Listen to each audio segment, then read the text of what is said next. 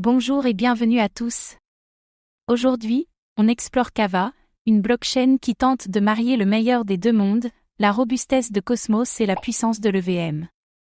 Ce projet hybride vise à devenir une plateforme défi incontournable, mais peut-il vraiment rivaliser avec les géants d'Ethereum, tout en restant fidèle à l'interopérabilité Cosmos?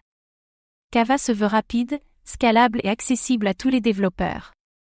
Mais ses ambitions sont-elles à la hauteur de sa réalité technique et économique? Comme toujours, faites vos propres recherches avant d'investir. Les projets multi-chaînes impliquent des risques complexes à évaluer.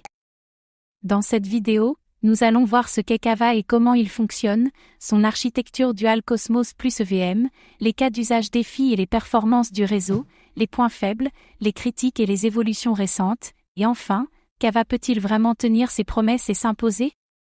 Kava repose sur l'infrastructure Cosmos SDK et utilise le consensus Tendermint. En parallèle, elle intègre une EVM complète pour accueillir les smart contracts Ethereum. Une architecture duale pensée pour attirer développeurs Cosmos et Ethereum. Grâce à l'IBC, Inter-Blockchain Communication, Kava peut échanger facilement avec les autres chaînes Cosmos. L'EVM permet au DApps Ethereum de migrer sans changer de langage.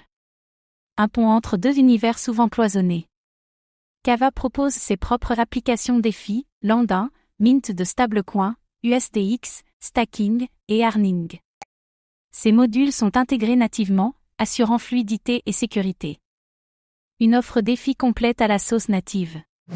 Des protocoles tiers peuvent s'installer sur le Kava EVM Side sans changer leur code Solidity. Kava a lancé des programmes incitatifs pour attirer les développeurs Ethereum.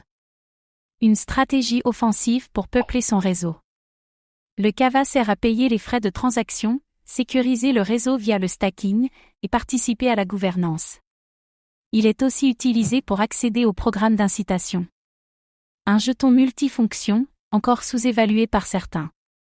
Beaucoup d'utilisateurs peinent à comprendre l'intérêt d'un projet mi-Ethereum, mi-Cosmos. Cette double identité peut créer de la confusion. L'éducation de la communauté est essentielle.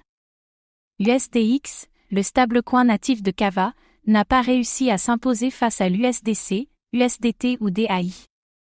Cela limite l'attractivité de l'écosystème défi natif. Une pièce maîtresse encore fragile.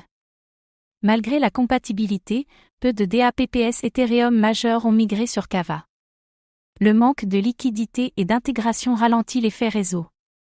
Un cercle vicieux difficile à briser. Kava a lancé un programme, Kava Rise, avec des récompenses pour les développeurs. Des partenariats avec Curve, Sushi et d'autres sont en cours d'exploration. Une politique proactive pour enrichir son écosystème. La performance du réseau s'améliore à chaque mise à jour, temps de finalité réduit, frais faibles, scalabilité accrue. Des intégrations cross-chain via Bridge sont en développement. Une base technique solide qui évolue rapidement. Les détenteurs de Kava peuvent voter sur les mises à jour, les allocations de fonds et les nouvelles DApps. L'approche DAO s'intensifie au fil du temps. Une tentative de créer un modèle plus participatif et transparent. Kava veut combiner le meilleur de Cosmos et d'Ethereum pour construire une défi interopérable et efficace.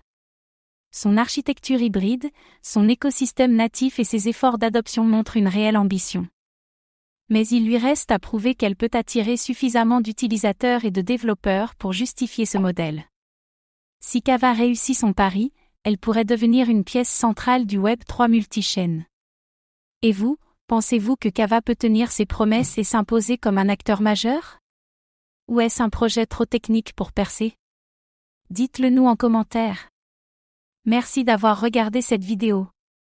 Abonnez-vous et activez la cloche pour suivre l'actualité crypto.